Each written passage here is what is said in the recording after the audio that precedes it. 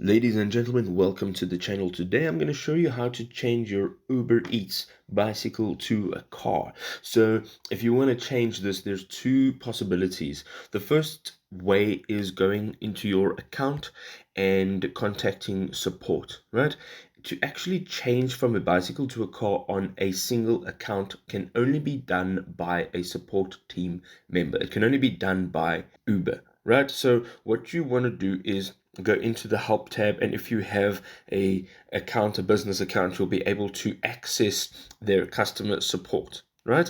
The second method is actually going into your account and tapping on your name or your profile picture at the top right hand side, signing out, and then creating a new account. All right, and this account, then you can assign a car or a vehicle instead of a bicycle. Now, these are some of the things you need to keep in mind.